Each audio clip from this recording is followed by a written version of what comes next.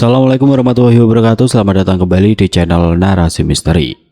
Cinta terkadang membuat seseorang nekat mengambil jalan pintas. Namun apa jadinya jika kenekatan merebut pasangan orang lain justru mengundang petaka mematikan? Sebuah keputusan berani untuk kawin lari ternyata harus dibayar dengan teror gaib yang sangat mengerikan tepat di dalam kamar pengantin. Sesuatu yang buas sudah menunggu untuk merenggut nyawanya. Seperti apa kengerian di balik teror malam pertama tersebut? Sebelum kita masuk ke ceritanya, dukung terus channel ini dengan cara klik tombol subscribe dan nyalakan lonceng notifikasinya. Siapkan mental kalian dan mari kita mulai kisahnya.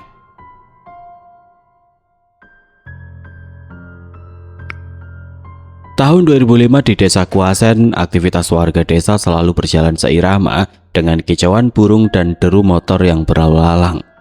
Di tengah pemukiman warga, suara siaran radio lokal mengudara dari sebuah bangunan sederhana di pinggir jalan utama. Di balik ruang siaran berdinding kaca itu, ada seorang pemuda bernama Atmaja. Pemuda berumur 24 tahun ini punya suara bariton yang berat dan cara bicara yang gampang membuat orang betah berlama-lama mendengarnya. Profesi sebagai penyiar radio membuat Atmaja dikenal luas, bergaul dengan siapa saja di desa tersebut. Namun ada satu hal yang selalu sukses membuat fokus Atmaja buyar dan salah tingkah setiap harinya. Wanita itu bernama Anjana. Umurnya baru 22 tahun, perawakannya ayu dengan pembawaan yang selalu tenang dan sopan. Setiap kali Atmaja sedang bersiap siaran, Anjana selalu melintas berjalan kaki melewati depan kantor radio tersebut. Entah dia baru pulang belanja dari pasar desa atau sekedar lewat sehabis membantu ibunya mengurus urusan di tempat lain. Wajah Anjana selalu berhasil menahan pandangan Atmaja, membuat sang penyiar rela meninggalkan mikrofonnya sejenak untuk mengintip dari balik jendela. Bukan Atmaja namanya kalau gampang gak bisa nakal. Setiap melihat tanda-tanda sosok Anjana akan lewat dari kejauhan, dia buru-buru keluar dari ruang siaran. Kadang dia pura-pura merenggangkan badan, melakukan pemanasan olahraga di teras depan sambil mencuri pandang. Di hari lain, Atmaja sengaja bersandar santai di tiang kayu teras, menyalakan sebatang rokok, lalu membuang asap perlahan ke udara. Tepat saat langkah kaki Anjana berada di depan kantor. Atmaja selalu memberikan senyuman paling manis yang dia punya.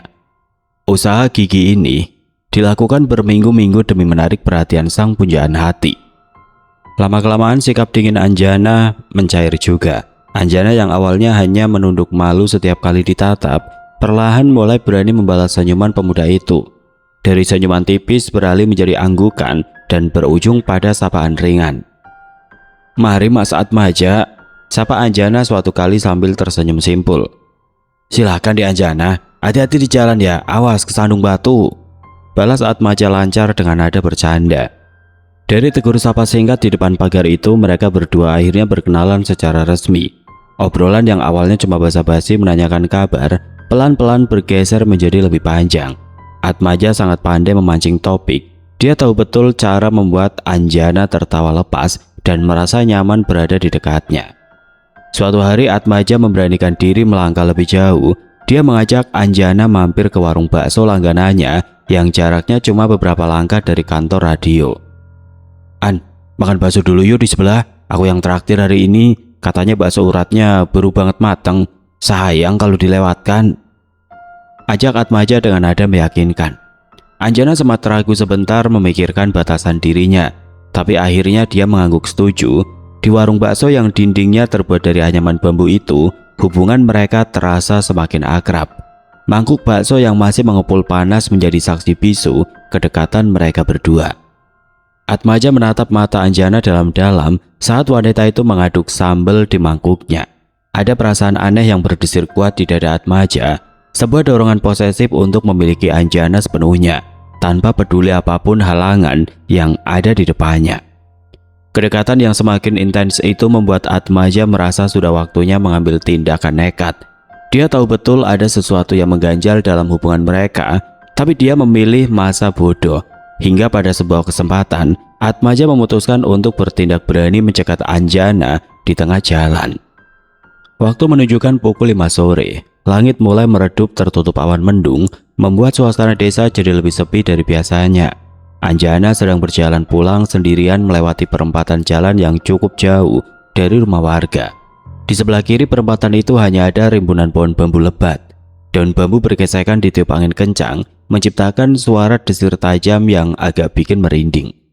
Suasana di sekitar sana benar-benar lengang, tidak ada orang yang lewat satupun.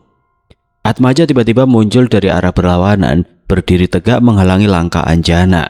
Wajah Atmaja terlihat sangat serius, sangat berbeda dari biasanya yang selalu penuh canda tawa. "Loh, Mas Atmaja, bikin kaget saja. Ada apa mas? Kok tumben berhenti di jalan sepi begini?" Tanya Anjana heran sambil memegang tali tasnya erat-erat. Atmaja menatap wajah Anjana lekat-lekat. Tarikan nafas pemuda itu terdengar sangat berat. Tanpa basa-basi, Atmaja langsung mengutarakan niat gila yang sudah lama meledak di kepalanya. "An, kamu mau menikah denganku?" Pertanyaan berat itu meluncur begitu saja, membelah keheningan di perempatan jalan yang sunyi tersebut. Anjana tersentak mundur selangkah, matanya membelalak kaget mendengar tembakan langsung dari pemuda di depannya ini. Jantung Anjana berdebar kencang, perasaannya campur aduk antara takut, bingung, dan kaget. Tubuhnya mendadak gemetar dingin. Dengan tangan yang ragu-ragu, Anjana perlahan mengangkat jari manis kirinya ke depan wajah Atmaja. Ada cincin emas murni yang melingkar kuat di jari tersebut. "Mas, aku ini sudah tunangan." Suara Anjana bergetar menahan tangis yang mendadak ingin pecah. "Lihat, ini cincinku mas, calon suamiku aparat, umurnya 27 tahun. Sebentar lagi kami mau menikah." Mendengar penolakan sekaligus fakta itu, raut wajah Atmaja berubah menegang. Urat di sekitar lehernya terlihat jelas menonjol, namun bukannya mundur teratur. Atmaja justru melangkah maju satu tindak, memangkas jarak di antara mereka berdua. Tatapan Atmaja terasa sangat mengintimidasi, namun dipenuhi bujuk rayu mematikan yang sulit ditepis. "Aku juga sudah punya tunangan, An," balas Atmaja dengan nada rendah namun sangat tajam menyayat hati. "Tapi kalau kamu mau menikah sama aku, tunanganku sekarang juga aku lepas. Besok pun aku putuskan dia buat kamu." Angin berembus makin kencang menggoyangkan dahan pohon di sekitar perempatan sepi tersebut. Anjana terdiam kaku di tempatnya berdiri, perasaannya hancur, berantakan. Jauh di lubuk hatinya yang terdalam, dia menyadari bahwa dia memang memendam rasa pada Atmaja. Pemuda ini selalu berhasil membuatnya merasa dihargai dan bahagia. Tapi di sisi lain, bayangan calon suaminya yang tegas, disiplin, dan berwatak keras membuat nyalinya ciut seketika. Membatalkan pernikahan dengan seorang aparat bukan perkara remeh di desa ini. Keluarga pasti akan menanggung malu besar, dan ancaman berbahaya dari pihak laki-laki sangat mungkin terjadi menimpa keluarganya.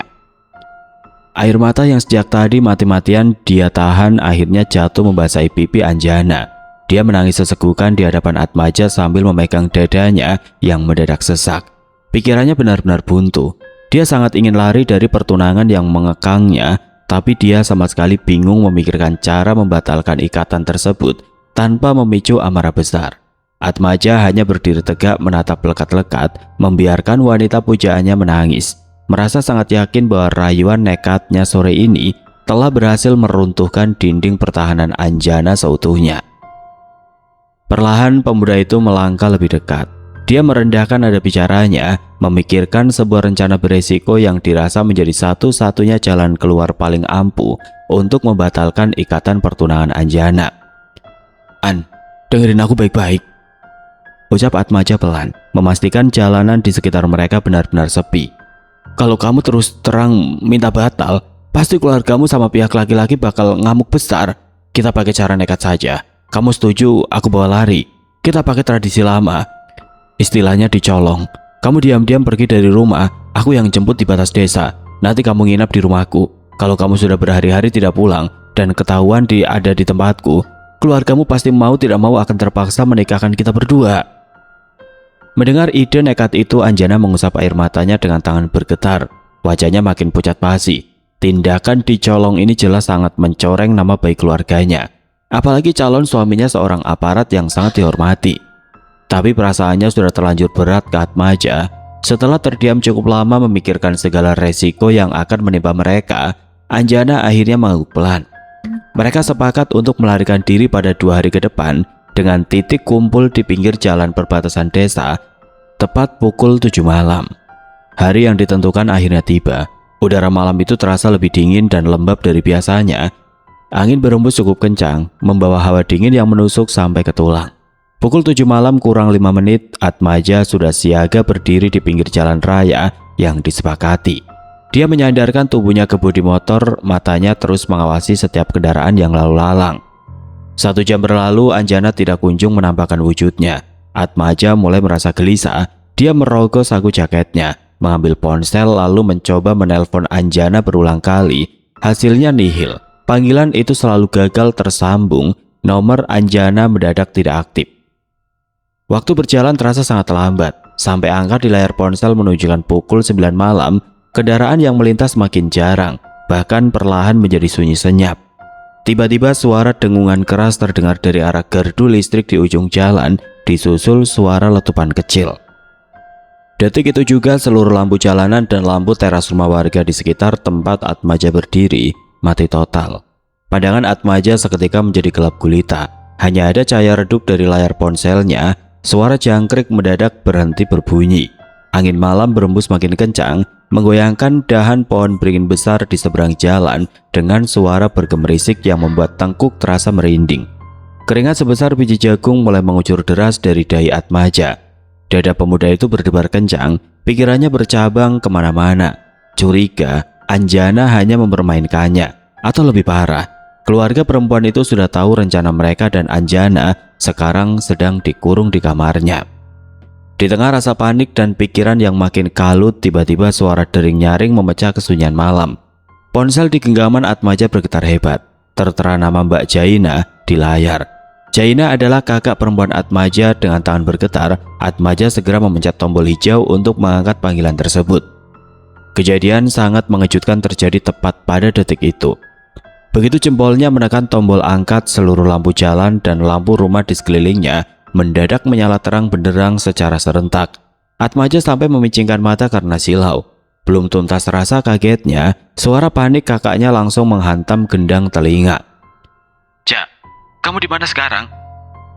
teriak Jaina dari seberang telepon dengan nafas memburu. "Ini ada perempuan di rumah nyariin kamu, mukanya pucat banget. Datang-datang langsung duduk lemas di ruang tamu. Cepat pulang sekarang, Ja." Tanpa membalas perkataan kakaknya, Atmaja langsung mematikan sambungan telepon. Dia buru-buru menyalakan mesin motornya dan memacu kendaraannya membelah jalanan desa dengan kecepatan penuh. Jarak tempuh yang biasanya memakan waktu 15 menit, dia babat hanya dalam waktu kurang dari 10 menit. Sampai di halaman rumah, Atmaja mengerem mendadak lalu bergegas lari masuk ke dalam ruang tamu. Benar saja Anjana sedang duduk meringkuk di atas kursi tamu sambil memeluk erat tas selempangnya. Jaina dan ibu Atmaja duduk menemani di sebelahnya dengan raut wajah kebingungan campur cemas. Atmaja langsung mendekat, menanyakan bagaimana ceritanya Anjana bisa sampai lebih dulu di rumah, padahal mereka sudah berjanji bertemu di perbatasan desa. Dengan suara pelan dan nafas yang masih tersengal, Anjana mulai bercerita. Tadi jam setengah 7, dia berhasil menyelinap keluar lewat pintu belakang rumahnya. Dia langsung memberhentikan ojek yang kebetulan melintas di pinggir jalan raya. Pengendaranya seorang bapak-bapak berumur sekitar 45 tahun, memakai jaket kulit hitam yang sudah kusam dan helm cetok jadul. Sejak awal naik, Anjana sudah merasa ada yang janggal. Bapak tukang ojek itu sama sekali tidak bicara, punggungnya kaku tegak ke depan, dan hawa badannya terasa sangat dingin menembus jaket. "Aku sudah kasih tahu bapak itu arah ke tempat kita janjian, Mas," ucap Anjana sambil menahan isak tangis. "Tapi motor itu malah berbelok ke arah lain. Bapak itu bawa motornya pelan banget. Dan anehnya, cuma muter-muter di area yang sama. Kanan kiri cuma ada kebun pisang gelap. Aku tegur berkali-kali, dia diam saja. Tidak menoleh sedikit pun. Aku ketakutan banget, Mas." Karena rasa takut yang sudah memuncak, Anjana memberanikan diri menepuk keras pundak bapak itu. Dia berteriak kencang, menyuruhnya berbelok ke arah desa Kuasen dan langsung menuju alamat rumah Atmaja. Motor itu akhirnya berbelok menuruti perintahnya, namun keanehan terus berlanjut. Anjana menceritakan bahwa sepanjang perjalanan memasuki desa, kondisinya sedang mati lampu total. Motor ojek itu melaju pelan menembus jalanan gelap gulita tanpa halangan sampai akhirnya tiba di depan rumah Atmaja.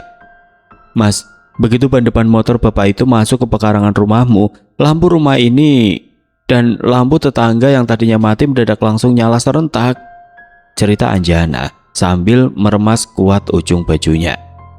"Aku buru-buru turun, kasih uang selembar lalu lari ke pintu depan. Pas aku nengok ke belakang dari teras, bapak ojek itu sudah lenyap tidak berbekas, padahal baru hitungan beberapa detik." Suasana ruang tamu seketika berubah menjadi sangat hening dan mencekam. Jaina menelan ludah, saling berpandangan dengan ibunya. Bulu roma Atmaja meremang hebat membayangkan cerita tersebut, terlebih ketika dihubungkan dengan kejadian mati dan menyalanya lampu di tempat dia menunggu tadi. Ibu Atmaja mengelus pundak Anjana, mencoba menenangkan calon menantunya yang masih gemetar ketakutan. Meski diselimuti hawa mistis dan keanehan yang sulit dicerna akal sehat, keluarga Atmaja akhirnya memutuskan untuk tetap menjalankan rencana awal. Malam itu juga mereka sepakat menyembunyikan Anjana di rumah tersebut selama 2 hari. Membiarkan gadis itu menginap di kamar tamu sambil menunggu kabar pelarian ini sampai ke telinga keluarga Anjana. Malam demi malam dihabiskan Anjana dengan bersembunyi di kamar tamu rumah Atmaja. Keberadaannya dirahasiakan rapat-rapat dari pandangan tetangga desa. Pagi hari di hari ketiga, perwakilan keluarga Atmaja akhirnya memberanikan diri berangkat menuju rumah orang tua Anjana. Mereka datang membawa niat untuk menjelaskan situasi nekat tersebut, sekaligus melamar Anjana secara resmi. Sesuai dugaan, kedatangan mereka langsung disambut dengan ketegangan luar biasa. Ruang tamu rumah Anjana yang biasanya tenang mendadak berubah menjadi arena perdebatan panas yang sangat menguras emosi. Bapak Anjana langsung berdiri dari duduknya. Wajahnya merah pada menahan amarah yang sudah meledak-ledak. Urat di sekitar leher di pelipisnya terlihat jelas. Suguhan teh hangat di atas meja sama sekali tidak disentuh oleh siapapun. "Bapak dan Ibu sadar apa yang kalian lakukan? Kalian menyembunyikan anak perempuan saya berhari-hari di rumah kalian," bentak Bapak Anjana sambil menunjuk tajam ke arah ayah Atmaja. "Kalian tahu betul Anjana sudah punya calon suami, calonnya aparat. Masa depannya sudah sangat jelas, kedudukannya terhormat. Lah ini anak bapak, kerjaannya cuma siaran di radio lokal. Mau dikasih makan apa anak saya nanti kalau menikah sama dia?" Ibu Anjana ikut menangis sesegukan di sudut ruangan, meremas ujung kerudungnya karena merasa sangat malu. Rencana pernikahan dengan aparat yang sudah dibanggakan ke tetangga kini hancur berantakan. Orang tua Atmaja hanya bisa menunduk dalam, menerima semua cecaran dan luapan amarah itu dengan pasrah karena menyadari pihak merekalah yang salah cara. Suasana makin memanas ketika Anjana yang ikut dibawa dalam rombongan itu tiba-tiba maju ke tengah ruangan. Wajah gadis itu sembab karena terlalu banyak menangis semenjak kejadian malam pelarian itu. "Pak, Bu, Anjana minta maaf dari hati yang paling dalam," ucap Anjana dengan suara bergetar namun memiliki nada yang tegas. "Tapi Anjana cuma mau menikah sama Mas Atmaja. Anjana merasa tenang sama dia. Kalau bapak sama ibu tetap paksa Anjana kembali ke tunangan yang lama, Anjana mending pergi jauh dari desa ini dan tidak akan pernah pulang lagi sekalian." Mendengar ancaman sangat nekat dari darah dagingnya sendiri, Bapak Anjana terdiam kaku. Tubuhnya sampai bergetar menahan gejolak amarah di dadanya. Dia mengusap wajahnya dengan kasar. Perasaan malu, marah dan kecewa campur aduk menjadi satu beban yang sangat berat. Keputusan membatalkan pertunangan dengan seorang aparat tentu akan membawa urusan panjang. Tapi membiarkan anak perempuannya kabur dari rumah jauh lebih menghancurkan nama baik dan martabat keluarga di mata warga desa. Setelah perdebatan panjang yang melelahkan urat saraf, keluarga Anjana akhirnya membuang nafas berat dan menyerah pada keadaan. Bapak Anjana duduk kembali di kursinya, menatap tajam ke arah Atmaja yang sejak tadi duduk tertunduk. "Baik, kalau memang ini maumu, Bapak turuti. Tapi ada satu syarat yang wajib kalian ikuti tanpa bantahan sedikit pun," kata Bapak Anjana dengan nada berat dan sangat tegas. "Akad nikah dan acara resepsinya wajib digelar di rumah ini, di rumah keluarga perempuan. Saya mau acara ini disaksikan warga sekitar sini, biar jelas semuanya. Kalau kalian menolak syarat ini, silakan bawa pulang keluarga kalian sekarang juga dan lupakan soal pernikahan." Keluarga Atmaja saling berpandangan sejenak, menimbang syarat tersebut. Ayah Atmaja perlahan mengangguk tanda setuju. Persyaratan itu langsung diterima demi kelancaran niat mereka menyatukan Atmaja dan Anjana. Hari pernikahan pun segera ditentukan dalam waktu yang sangat singkat untuk menghindari gunjingan tetangga yang makin menyebar kemana-mana. Sehari sebelum pernikahan, suasana di rumah Atmaja sangat sibuk. Di tengah persiapan yang serba mendadak dan membuat panik banyak pihak, Atmaja mendapat panggilan mendesak dari kakeknya. Kakek Atmaja adalah pria berusia 70 tahun yang sangat dihormati warga desa karena pemahamannya yang dalam soal agama dan ilmu spiritual. Atmaja segera datang ke rumah kakeknya, duduk bersila di atas tikar pandan di ruang tengah. Raut wajah sang kakek sama sekali tidak menunjukkan kebahagiaan menyambut pernikahan cucunya. Beliau justru terlihat sangat serius dan tegang. Sang kakek menatap cucunya lekat-lekat, menyiratkan ada sebuah peringatan mutlak yang harus dipatuhi. "Nah, dengarkan baik-baik omongan kakek ini," ucap sang kakek dengan nada rendah namun sangat tegas. "Nanti kalau acaranya sudah selesai, kamu harus langsung pulang ke rumah ini. Jangan pernah tidur atau menginap di sana. Paham?" Atmaja yang saat itu sedang dimabuk asmara dan pikirannya hanya fokus pada kelancaran acara pernikahannya mengangguk cepat.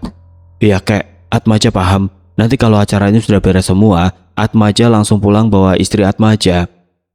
Pemuda itu menjawab dengan sangat enteng, menganggap peringatan serius itu hanya sekedar wejangan biasa dari orang tua yang khawatir berlebihan melihat cucunya menikah mendadak. Atmaja lalu pamit undur diri untuk melanjutkan persiapan acaranya yang masih menumpuk banyak. Hari pernikahan akhirnya tiba juga. Acara yang digelar di rumah Anjana berjalan lancar semenjak pagi hari. Ijab qabil berlangsung khidmat dan penuh haru. Atmaja dengan lantang serta lancar mengucapkan janji sucinya di hadapan penghulu dan keluarga besar.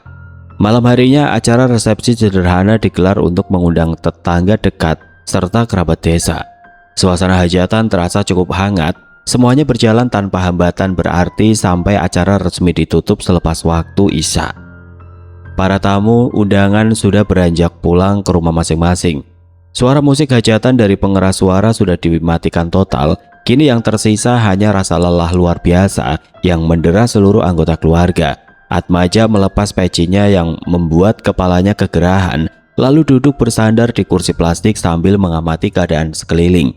Dia melihat ayah dan ibu mertuanya sibuk menyapu halaman depan yang kotor penuh dengan sampah plastik bekas minuman tamu. Di bagian belakang dekat dapur, ibu dan kakaknya sendiri sedang jongkok mencuci piring kotor yang menggunung tinggi.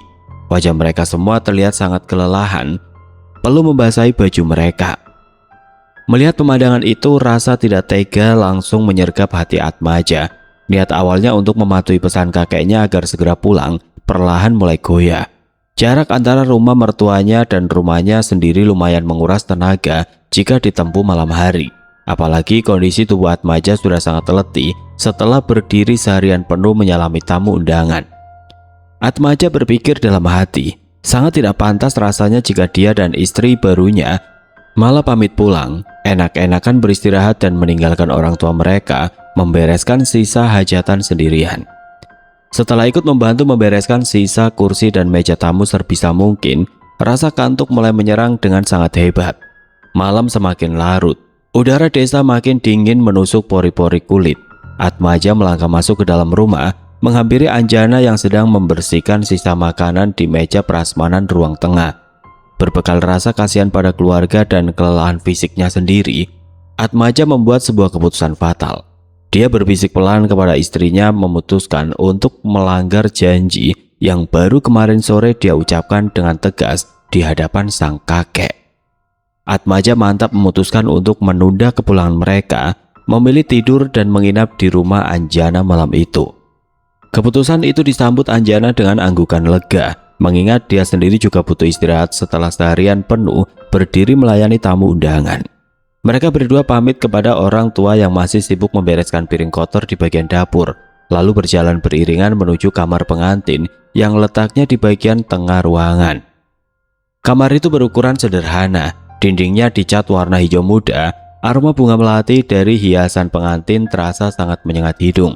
Atmaja menutup pintu kamar kayu itu rapat-rapat, memutar kunci, lalu menghela nafas panjang. Dia sangat bersyukur hari yang panjang dan melelahkan ini akhirnya selesai juga. Di dalam kamar, Atmaja mulai melepas peci dan kemeja batiknya yang sudah basah dan lengket oleh keringat. Dia menyisakan celana panjang kainnya saja, berniat mencari kaos oblong yang nyaman, lalu bersiap merebahkan diri di atas ranjang. Di sudut lain, Anjana juga sedang sibuk melepas jepit rambut dan bersiap mengganti pakaiannya. Baru saja pinggiran punggung Atmaja menyentuh pinggiran kasur, sesuatu yang sangat aneh mendadak menyerang fisiknya. Badannya tiba-tiba terasa seberat batu kali, seakan ada puluhan karung beras yang menimpa pundaknya. Kepalanya berdenyut sangat hebat, membuat pandangannya berputar kencang. Tanpa bisa menahan diri lagi, kelopak matanya tertutup rapat. Atmaja merasa dirinya langsung tenggelam dalam tidur yang sangat pulas, benar-benar terputus dari alam sadar dalam hitungan detik. Namun kenyataan di dalam kamar itu sungguh berbeda jauh dari apa yang dirasakan Atmaja. Dari sudut pandang Anjana yang baru saja berbalik badan untuk menaruh pakaian, suaminya sama sekali belum tertidur. Anjana tersentak kaget ketika mendengar suara aneh muncul dari arah kasur. Suara itu berupa geraman rendah yang sangat kasar, keluar langsung dari pangkal tenggorokan Atmaja. Geramannya terdengar persis seperti binatang buas yang sedang menahan emosi sebelum menerkam mangsa. "Mas, kamu kenapa mas?" tegur Anjana dengan suara bergetar pelan. Bukannya menjawab panggilan itu, tubuh Atmaja justru berbalik posisi dengan gerakan yang sangat kaku. Pemuda itu kini merangkak di atas kasur menggunakan kedua tangan dan lututnya. Kepalanya perlahan mendongak, mata Atmaja melotot tajam. Urat-urat merah terlihat jelas di bagian putih matanya. Menatap lurus ke arah istrinya dengan raut wajah yang sama sekali asing. Jari-jari tangannya melengkung menegang, menggaruk dan merobek spray kasur secara beringas. Suara kain spray yang robek ditarik paksa terdengar jelas, berpadu dengan geraman yang makin keras dan menyeramkan. Atmaja benar-benar bertingkah layaknya seekor harimau yang sedang marah besar. Ketakutan Anjana memuncak saat tubuh Atmaja tiba-tiba melompat turun dari ranjang. Pendaratannya di lantai sangat gesit dan tanpa suara, persis pergerakan binatang pemangsa. Sambil terus mengaum buas hingga air liurnya menetes, tubuh pemuda itu merangkak cepat di atas lantai dingin, mengejar Anjana yang berdiri mematung di dekat lemari pakaian. Anjana menjerit panik sejadi-jadinya, refleks bertahannya muncul. Dia melompat mundur sambil menyambar kain jarik yang tergeletak di kursi. Buru-buru menarik kain seadanya untuk menutupi tubuhnya. Nafas Anjana memburu cepat, dadanya naik turun dengan panik. Dia terus bergerak mundur sampai punggungnya menabrak dinding di sudut kamar pengantin. Dia terpojok, tubuhnya gemetar hebat. Kakinya lemas melihat pemuda yang baru beberapa jam lalu sah menjadi suaminya, kini berubah menjadi beringas dan buas. Atmaja terus merangkak maju mendekati sudut ruangan, memamerkan giginya yang bergemeretak sambil terus mengeluarkan suara auman memekakan telinga. Tepat saat jarak di antara mereka tinggal tersisa 2 jengkal, sebuah hal yang sangat janggal terjadi. Di tengah auman liarnya, mulut Atmaja mendadak sedikit terbuka. Gerakan buasnya terhenti selama sekian detik. Tiba-tiba keluar suara manusia yang sangat jelas, datar, namun bernada perintah yang kuat dari mulut suaminya itu. "Ambil air wudhu, usap wajahku." Kalimat itu terucap dengan sangat rapi dan jernih, sungguh amat kontras dengan geraman binatang yang baru saja mendominasi. Anjana tertegun sejenak, namun begitu kata terakhir selesai diucapkan, raut wajah Atmaja kembali mengeras hebat. Mulutnya kembali terbuka lebar, kembali mengaum buas dan merangkak maju hendak mencengkeram kaki istrinya. Mendengar perintah yang sangat jelas itu, insting bertahan hidup Anjana langsung bekerja penuh. Dia tidak mau berpikir panjang lagi. Anjana memaksakan kakinya yang gemetar untuk melangkah cepat menyamping, menghindari serangan Atmaja dan menerobos ke arah pintu kamar. Tangannya gemetar parah saat memutar anak kunci dan menarik gagang pintu. Begitu pintu terbuka, Anjana berlari sekuat tenaga keluar kamar.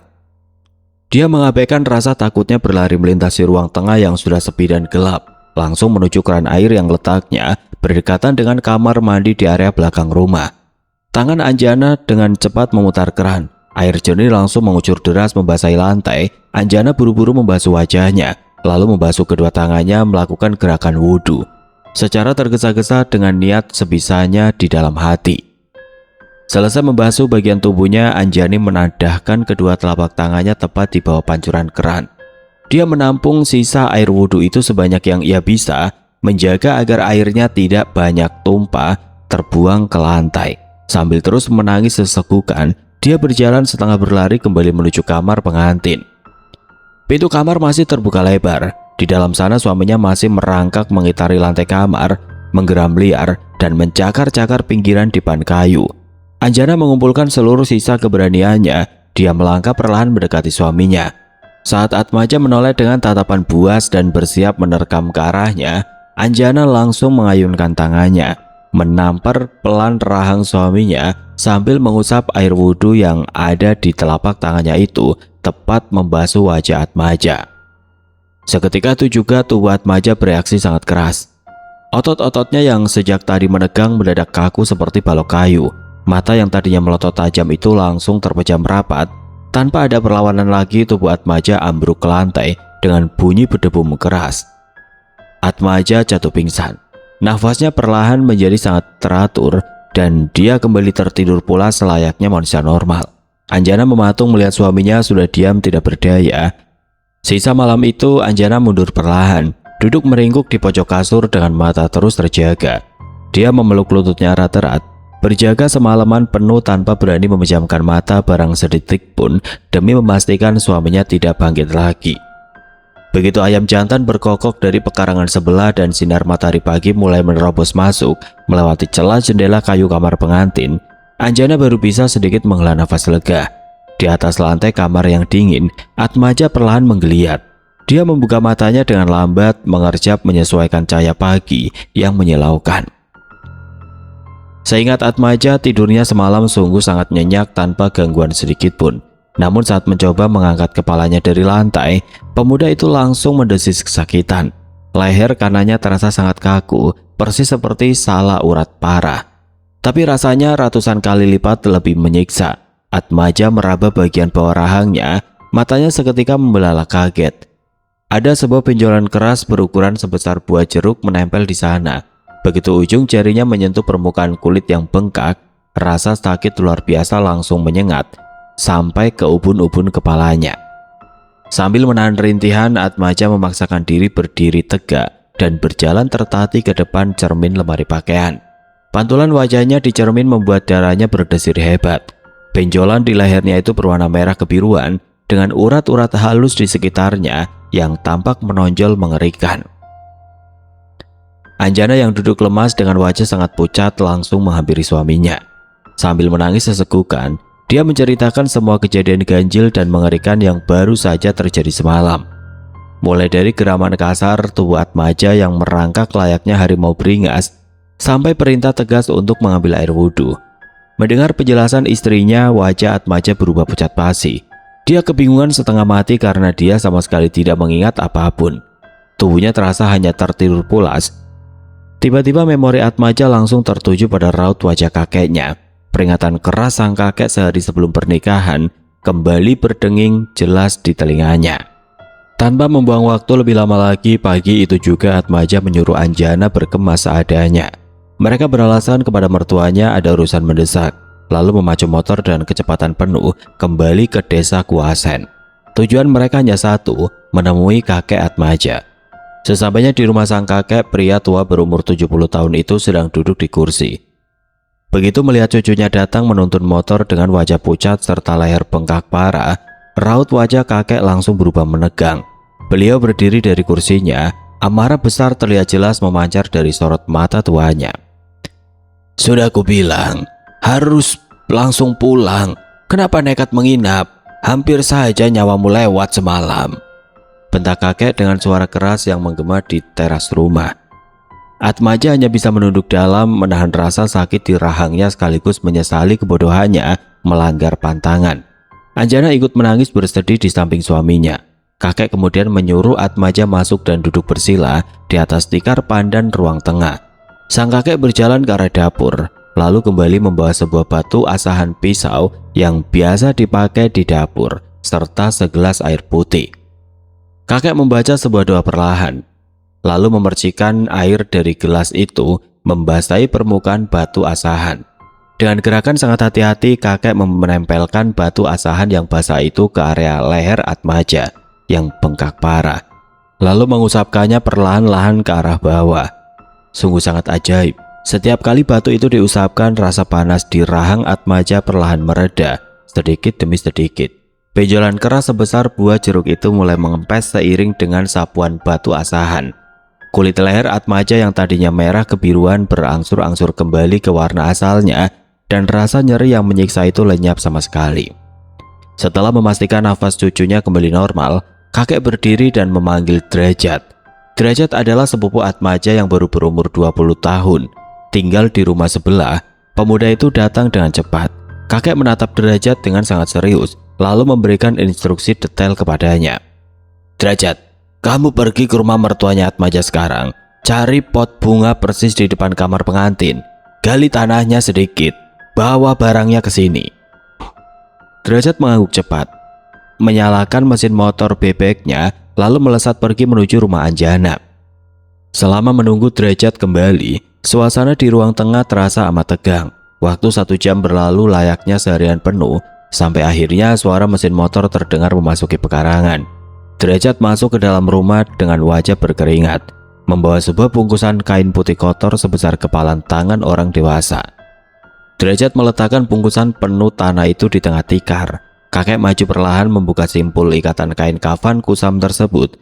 Begitu kain terbuka, isinya langsung membuat bulu kuduk semua orang yang melihatnya merinding hebat.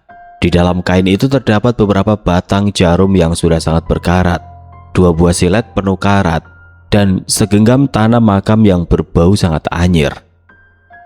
Kakek menjelaskan dengan nada datar. Ada orang yang sangat benci dan sengaja menyewa jasa dukun santet untuk menghabisi Atmaja tepat di malam pertamanya. Harimau yang merasuki Atmaja semalam adalah sihir mematikan kiriman dukun tersebut. Beruntung bagi Atmaja, ilmu sang dukun masih berada jauh di bawah kakek Atmaja. Doa sang kakek sejak sebelum berangkat ditambah tindakan sigap Anjana membasuh air wudhu berhasil mematahkan serangan mematikan itu seketika. Kejadian kelam malam itu akhirnya menjadi rahasia besar keluarga. Waktu berlalu menyembuhkan rasa trauma yang tertinggal. Kini Atmaja dan Anjana berhasil membangun keluarga yang bahagia dengan 3 orang anak mereka. Kakek Atmaja yang menjadi penyelamat nyawa cucunya sudah meninggal dunia dengan tenang di usia tuanya. Meski sampai saat ini tidak pernah ada bukti siapa pengirim santet mengerikan tersebut. Atmaja dan Anjana meyakini dengan sangat kuat bahwa pelakunya adalah mantan tunangan Anjana. Pria itu diduga tidak terima dan menaruh dendam ke Sumat akibat pernikahannya batal karena kawin lari. Namun Atmaja memilih mengikhlaskan kejadian itu, membiarkan sang waktu yang membalas semuanya dan menjalani hidup dengan tenang bersama keluarganya. Terima kasih sudah menyimak kisah Atmaja dan Anjana di Narasi Misteri. Kisah ini menjadi pengingat bagi kita semua bahwa setiap keputusan nekat, apalagi yang sampai-sampai melukai hati orang lain, selalu membawa resiko dan bayarannya tersendiri. Dendam akibat sakit hati terkadang bisa menjelma menjadi jalan gelap yang mengancam nyawa. Tetaplah bijak dan berhati-hati dalam melangkah, serta jangan pernah lupa untuk selalu membentengi diri dengan doa dimanapun kita berada. Jangan lupa bagikan pendapat kalian di kolom komentar. Sampai jumpa di kisah-kisah misteri lainnya tetap di channel Narasi Misteri. Wassalamualaikum warahmatullahi wabarakatuh.